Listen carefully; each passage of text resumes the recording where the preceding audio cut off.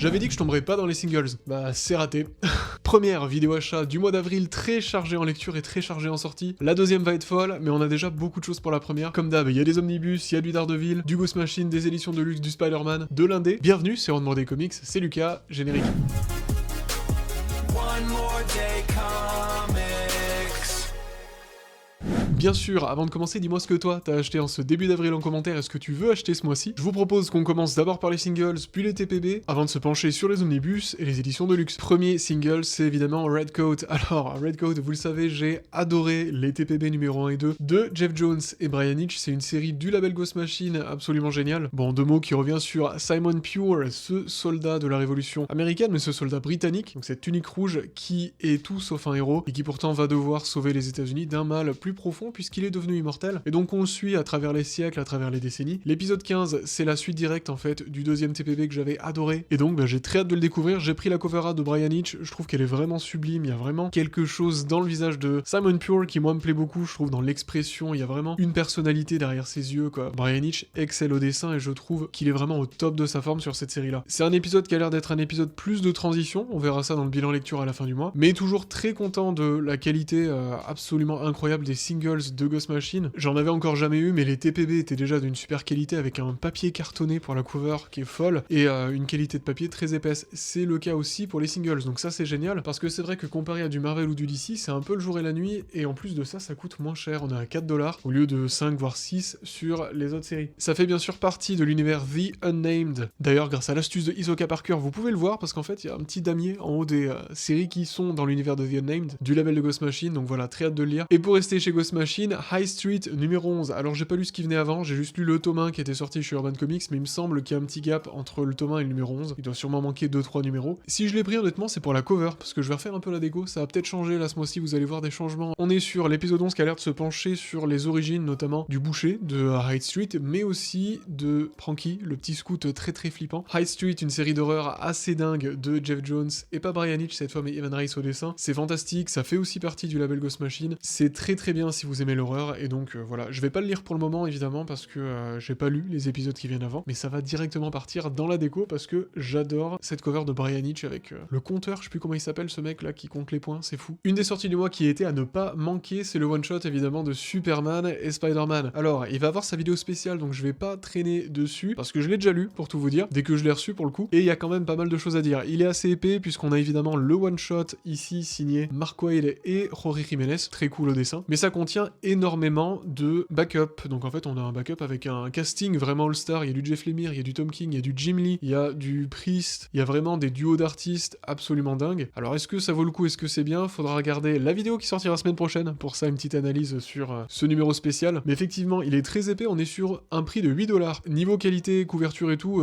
bon ça craint un peu par rapport à Ghost Machine, hein. Mais le one shot est absolument magnifique, niveau dessin, Rory Jiménez, je suis fan. Est-ce que l'histoire suit? Eh ben c'est ce qu'on verra, mais pour le moment, moi ça me donne envie de voir une série Spider-Man par Rory Jiménez, ça serait fou. Batwoman, c'est une nouvelle série DC Next Level, donc les nouvelles séries qui font suite à DC KO et tout ce qui va avec. C'est un numéro 1, est-ce que c'est un bon départ pour commencer Batwoman? Eh ben je ne sais pas, c'est ce qu'on verra une fois que je l'aurai lu. En tout cas, c'est une série qui fait pas mal parler parce qu'elle est scénarisée par Greg Rucka et dessinée par un artiste grec, Danny. L'action se passe en Grèce ici en plus, donc ça rajoute un peu de voyage, un peu de personnalité aussi au dessin, puisqu'il a un style qui est très marqué, très sombre, avec des traits aussi très anguleux. Ça fait un peu penser à du John Romita récent. Ça sonne pas du tout comme un compliment dit comme ça, mais en vrai c'est pas mal. D'ailleurs, le sponsor de cette chaîne, Walls Comic Shop, fait une offre absolument folle. Vous l'achetez, vous le lisez, vous ne l'aimez pas, il vous rembourse. Je trouve ça fou. Ça montre qu'ils ont énormément confiance en ce titre. Plutôt hâte de le lire, voir ce que ça donne, mais voilà, j'en attends pas énormément grand chose parce que j'ai jamais vraiment lu de Batwoman de toute façon. Absolute Batman 18, on en a parlé dans le bilan du mois dernier. J'ai acheté cette cover parce qu'elle me plaisait. Voilà, donc c'est une variante du numéro 18, signée Kamunkoli au dessin. Que dire si ce n'est que c'est superbe et que c'est une variante que j'aime énormément qui va venir décorer les murs encore une fois, c'est magnifique. Toujours très bon, Absolute Batman. J'attends le 19 avec impatience et puis le 20 derrière qui a été révélé. C'est fou. Les derniers singles du mois qui sont hantés, ceux-là je pense, c'est Spider-Man, Quality of Life, une horreur pure, pour les yeux en tout cas, c'est une série de Greg Rucka, c'est une série que j'ai trouvée sur Vinted dans la dernière chasse aux comics en collab avec 1G Comics, je vous mets le lien en fiche si ça vous intéresse, j'espère que ça vous aura plu d'ailleurs, et donc j'avais trouvé cette horreur qui moi m'a beaucoup attiré pour une chose, les dessins qui sont immondes. Donc là on a la série complète en 4 numéros, c'est une mini-série qui était sortie au début des années 2000, scénarisée par Greg Rucka aussi comme quoi, et au dessin ça va, mais en fait c'est pas vraiment du dessin, c'est des modèles 3D horribles des années 2000. Ça fait vraiment vieux jeux vidéo éclatés, quoi. Sachant que les jeux Spider-Man, je suis extrêmement fan, c'est avec ça que j'ai découvert Spider-Man quand j'étais gosse. Donc autant dire qu'il y a une vraie nostalgie derrière, mais là, c'est immonde, c'est affreux. J'ai pas forcément hâte de les lire, en plus ils puent pour tout vous dire. Ça donne pas envie, dit comme ça, mais vraiment, ils ont une odeur de renfermé assez forte. Je ne sais pas quoi en faire. Je pense que j'en ferai une vidéo spéciale où il faudra que je les lise et qu'on les regarde ensemble, qu'on fasse une petite analyse sympa. Mais pas tout de suite, pas tout de suite. C'est le moment de passer au TPB et hardcover, et restons sur les trouvailles de Vinted, ici avec un titre que je voulais vraiment et que j'attendais avec impatience, qui est pas simple à trouver d'ailleurs dans des formats sympas, parce que c'est un format, comme vous pouvez le voir, qui est pas vraiment comic booky, on est sur quelque chose de beaucoup plus carré, beaucoup plus franco-belge pour le coup. The Amazing Spider-Man Spirits of the Earth, signé Charles Vess. C'est Spider-Man en Écosse, tout simplement. Qu'est-ce que fout Spider-Man en Écosse? C'est littéralement écrit derrière sur la 4ème de couverture. Cette question n'a pas la réponse. Ça parle de château hanté, ça parle de légende écossaise, ça fait voyager, c'est surtout un récit assez marquant de Spider-Man par un auteur qui veut rendre hommage à son pays, parce qu'il me semble qu'il est écossais, il y a des bonus dans lesquels il raconte un peu tout ça. Donc c'est un peu vieux, l'édition est un peu vieille, hein. Celle-ci on est sur quelque chose qui est sorti dans les années 90, qui a été imprimé aux USA, à l'époque où les comics étaient encore imprimés aux États-Unis. Alors c'est une belle édition, c'est du brochet, hein, c'est pas du relié. Elle est un peu poussiéreuse, un peu sale, elle sent pas très bon. Il faudra que je la dépoussière et que je la rende un peu plus neuve, mais on est sur un roman graphique que j'ai assez hâte de découvrir et qui permet aussi de voir une vision différente, plus européenne dans le trait, ça se voit vraiment, on est sur du franco-belge. Et ça a l'air vraiment chouette pour le coup, c'est vu comme un classique de Spider-Man, donc voilà, c'est quelque chose qui m'intrigue et on en parlera très certainement sur la chaîne dans l'année. Je ne sais pas quand est-ce que je vais lire parce que j'ai une palle de zinzin là en ce moment. Je suis plus sur les Daredevil de Bendis, c'est une super transition vers la suite. Avec la saison 2 de Daredevil Born Again qui sort en ce moment, bien sûr que Marvel voulait marquer le coup avec le run de Charles Soules. Ils l'ont sorti non pas en omnibus comme l'a fait Panini, et ils ont très bien fait de faire ça d'ailleurs parce que c'est un magnifique omnibus qui me fait très envie, mais c'est de la VF donc c'est pour ça que j'hésite un peu. Marvel l'a sorti dans cette collection, je pensais que c'était des TPB classiques qui faisaient cette taille, vous voyez? Pas du tout, on est sur quelque chose d'un peu plus petit, ne bougez pas. En fait, niveau taille, on est sur du Panini Poche ou du Marvel Essentials pour la VO, donc voilà, effectivement, c'est pareil. Je vais pas vous mentir, j'étais pas au courant avant de les acheter. Ça m'a fait un peu mal quand je les ai déballés, mais en même temps j'ai pas lu la description, quel idiot. Vous avez là tout le run de Charles Soules en 3 TPB qui partent comme des petits pains en plus de ça, donc c'était pas facile de les trouver parce que vraiment, il faut attendre des restocks et ça part en l'espace d'une journée, c'est absolument fou. Chaque tome est vendu 25$, c'est une vingtaine d'euros je crois sur World's Comic Shop. Le papier est vraiment de bonne qualité, vraiment on est juste sur un comics un peu plus petit, donc on est sur un comics standard, sur un TPB standard mais format poche. Donc c'est quelque chose que j'avais pas forcément encore vu dans les formats poche, faudra refaire un guide des formats poche pour revoir tous les formats poche qui existent parce que maintenant j'en ai reçu d'autres, notamment les Marvel Essentials qui ne sont pas pour moi, mais pour mon lycée, c'est des dons de World's Comic Shop et ils sont trop sympas. Et donc ce run mythique a beaucoup inspiré apparemment le Daredevil Born Again, donc de la saison 2, hein, avec une patte graphique que j'aime beaucoup. Le papier est vraiment de bonne facture, ça brille, c'est pas du mat, franchement, j'ai assez hâte de les lire. Là j'en suis au Daredevil de Bendis, j'en suis à plus de la moitié du run. J'ai lu le volume 1 de l'omnibus de Zdarsky, c'est le premier truc que j'avais lu. Le volume 2 arrivera peut-être, on verra. J'ai celui de Mark Waid qui m'attend et celui de Soules, donc voilà, j'essaie de les faire un peu dans l'ordre, pas du tout. Je prends surtout ce qui m'attire en premier en fait, et donc voilà, ceux de Soules risquent de m'attirer un peu plus. J'avoue que j'aimerais une édition omnibus en VO, ça serait absolument dingue parce que ça irait avec tout le reste, même si ceux de Bendis aussi je les ai en épique, parce qu'en omnibus c'est compliqué de les avoir, ils sont pareil out of print. Il y a des rumeurs qui disent que Marvel sortirait l'omnibus de Charles Soules d'ici la fin de l'année. J'avoue que je suis assez tenté par prendre celui de Panini parce qu'il a l'air quand même très qualitatif pour un prix tout à fait correct. On verra parce que là du coup ça ferait les doublettes. Je sais pas. Mais en vrai, c'est un format que j'aime aussi beaucoup. Juste le rapport qualité-prix à voir si ça vous intéresse. Mais je trouve la DA vraiment sympa là de cette collection-là. C'est vraiment beau, ça fait vraiment des beaux bouquins avec une belle frise. Malgré, bien sûr, le petit format. Du vrai TPB ce coup-ci avec Moon Knight de Jeff Lemire, The Complete Collection. On a tout ici, hein. On a tous les épisodes, tout le run en fait de Moon Knight de Jeff Lemire. Et qui est au dessin? Smallwood et Belair.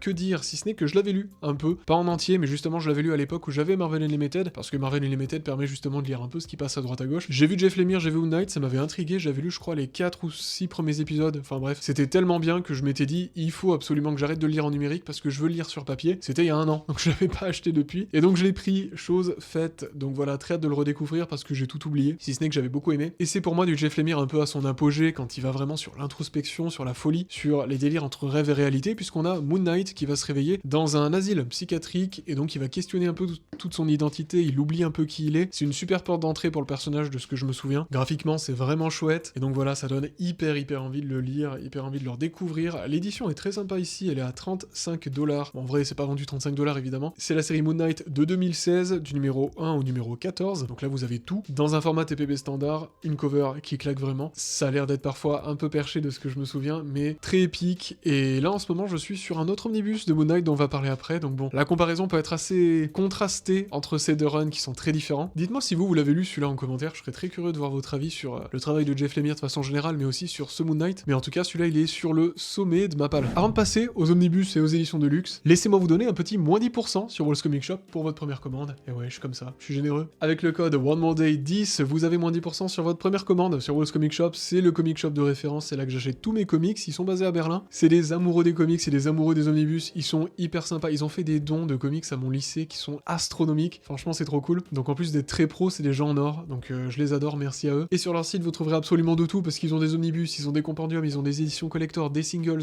du manga, il y a de tout. Merci Walls Comic Shop pour leur confiance, merci de sponsoriser cette vidéo, et c'est le moment de passer aux éditions de luxe. Et c'est le moment de passer aux éditions hardcover, les éditions de luxe. Avant de passer aux omnibus, on a du Junkyard Joe, du Ghost Machine encore une fois. Alors Junkyard Joe a juste quelques mots sur l'édition, parce qu'elle est folle. J'ai pris la Deluxe parce que je crois que le TPB était plus en stock, parce que pareil, c'est une série qui marche très bien. C'est une mini-série en 6 épisodes de Jeff Jones et Gary Frank, la même équipe qui se trouve derrière Geiger, donc que voulez-vous, ça se passe dans le même univers en plus, donc c'est fou. On est sur une taille absolument épique, regardez par rapport aux omnibus, c'est fou. Encore une fois, Ghost Machine, enfin Image Comics ici, font des éditions absolument incroyables. Je vous avais parlé de Une soif légitime de vengeance, on est sur la même qualité d'édition. C'est du relié, en plus de ça, il y a vraiment un code couleur sur la reliure. Une reliure de superbe qualité qui s'ouvre toute seule, il n'y a même pas besoin de travailler l'œil et tout ce qui va avec. Une édition géante, une cover maxi format avec un vernis sélectif et un papier hyper épais, j'ai jamais vu ça, c'est dingue. Une qualité d'impression folle, franchement, vous en avez pour votre argent niveau édition, c'est absolument sublime. Image sont clairement, je trouve, les meilleurs à ce niveau-là. Qu'est-ce que ça raconte? On est sur l'histoire de Junkyard Joe, donc ce robot qui avait été utilisé durant la guerre du Vietnam par les États-Unis, donc a été envoyé au Vietnam pour être une machine à tuer, mais qui se fait des amis, se construit une conscience, et donc voilà,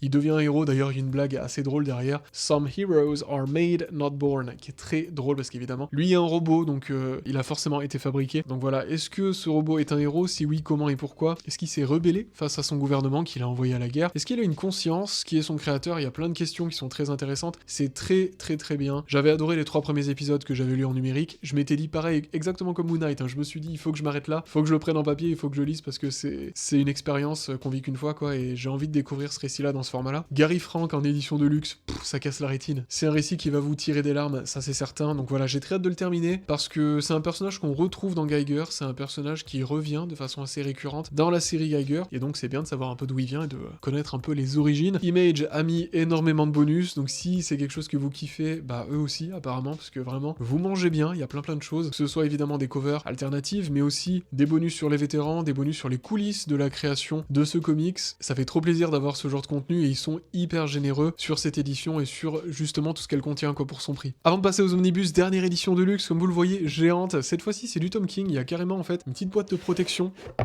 On est sur Helen of Windhorn, donc très hâte de le découvrir celui-ci parce que c'est un récit dont j'ai beaucoup entendu parler, par des confrères notamment, créateurs de contenu sur YouTube de comics. Donc ouais, ça c'est une édition qui est folle, c'est un récit signé Tom King et Bilquis Evely, Matthews Lopez aussi. Bilquis Evely, vous la connaissez, et Tom King aussi évidemment, pour le TPB, du moins pour la mini-série Supergirl qui va être adaptée au cinéma cet été, qui est vue comme une masterclass par beaucoup. Je l'ai pas encore lu, donc c'est pour ça que je dis par beaucoup, mais je suis sûr que c'est génial. J'adore son trait, j'adore Tom King, c'est un de mes auteurs préférés. L'édition est sublime, regardez ça, les pages tout en dorure, c'est absolument fou. On n'a vraiment pas l'impression d'avoir un comics vu de l'extérieur. Je pense que c'est volontaire parce qu'on est sur un récit un peu de fantasy de ce que j'ai compris. J'ai pas lu la 4e de couverture, j'ai pas vraiment lu de quoi ça parlait. La qualité d'impression est folle, vraiment des illustrations magnifiques. Je pense que c'est une lecture qui va être très lente parce que je vais sûrement m'arrêter à chaque page pour regarder chaque détail, ça fourmille. Ça a l'air d'être un récit sur le deuil, sur l'introspection avec des éléments un peu de fantasy onirique, entre le rêve et la réalité, quelque chose que Tom King sait beaucoup faire, donc voilà, je lui fais énormément confiance sur ça. Il y a même un petit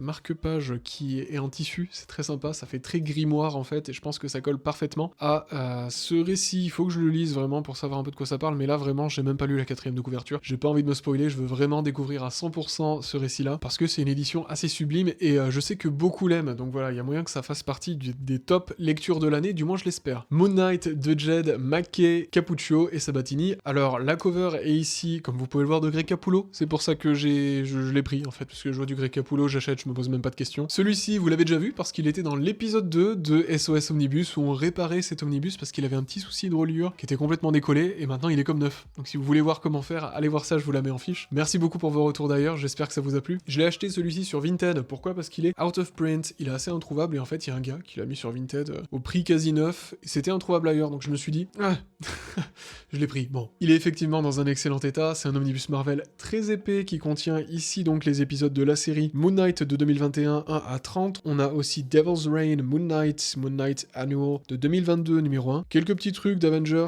numéro 45, l'Annual de 2023, puis c'est déjà pas mal, donc il est quand même très bien fourni, un omnibus assez épais, qui revient sur ce run assez mythique de Moon Knight apparemment, qui est très fun, qui est sorti en VF, qui est ressorti en VF il me semble, il y a pas si longtemps que ça. J'avais vu la vidéo de Top Comics que j'avais beaucoup aimé, qui en parlait très bien, donc voilà, ça m'a donné envie de le découvrir. Niveau dessin, je trouve ça très intéressant, alors ça fait très numérique, on est sur quelque chose qui fait un peu arrière-plan des dessins de Marco Checchetto, il y a quelques ressemblances avec le style de Marco Checchetto, mais c'est un peu plus vide, un peu plus minimaliste, mais je trouve ça quand même très efficace. Là j'ai lu que 2 ou 3 épisodes, donc j'en suis vraiment pas à grand chose. Je suis pas certain que ça soit une aussi bonne porte d'entrée pour le personnage que le run de Moon Knight ici de Jeff Lemire, mais en tout cas c'est très beau, c'est un omnibus, j'adore les omnibus, je trouve la jaquette folle, j'adore ici le dos avec les étoiles, je trouve ça trop cool, ça rend vraiment bien dans la collection avec les autres omnibus à côté quoi. Et donc on suit Moon Knight alors qu'il lance les Moon Knight Mission, enfin les Midnight Mission je crois, ou si on a besoin d'aide on peut aller le voir à son bureau tout simplement, et il va veiller sur les gens qui se trimballent la nuit quoi, donc pour que la ville soit plus sûre. Et bien sûr il y a des histoires avec un autre Fist of Khonshu qui veut venir lui taper la tronche, ben bref, il y a plein de choses qui partent dans des délires un peu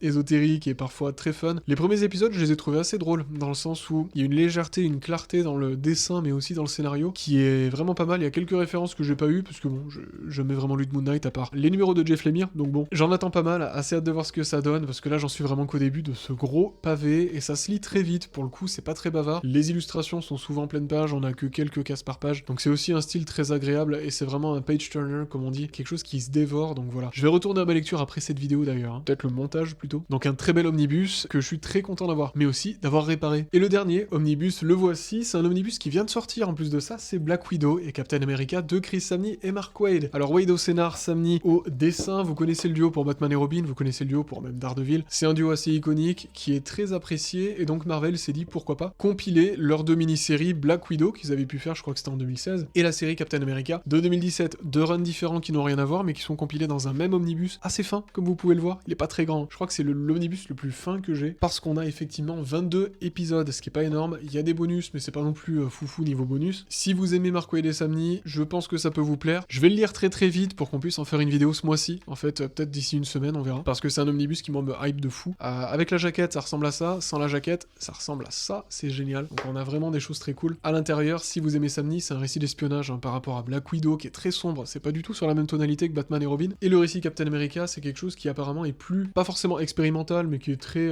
classique dans la représentation du personnage, même s'il a des aventures un peu particulières apparemment. Donc ça j'ai assez hâte de le découvrir parce que c'est un omnibus qui est très beau, Samnee magnifique, je l'avais jamais vu dans un format omnibus, donc la qualité du papier est chouette. Il n'y a pas de gutter loss parce qu'il est vraiment fin pour le coup, donc pas de soucis non plus au niveau de l'œil, il n'y a même pas besoin de l'ouvrir ici, donc bon, tout ça c'est vendu quand même 100$, je crois que c'est autour des 80€ sur Walls Comic Shop, donc effectivement c'est pas l'omnibus Marvel le moins cher, ça c'est sûr, pour le rapport qualité-prix. Est-ce que ça vaut le coup pour Chris et Samnee? Bah c'est ce qu'on verra dans la review dédiée, mais en tout cas je suis très content de l'avoir, c'est un super objet, et ça fait très très plaisir aux yeux, j'adore cette jaquette exclusive là qui est incroyable. Bref, merci d'avoir regardé cette vidéo, merci à Walls Comic Shop pour leur confiance, et merci à nos membres, Comics du mercredi, Eliseo, Jérôme, Archaïm, Matt, et Super Zero Comics. Merci beaucoup les gars pour votre soutien, on se retrouve tous les mardis et vendredis 17h pour de nouvelles vidéos, et d'ici là, faites en sorte que chaque lecture compte. Ciao.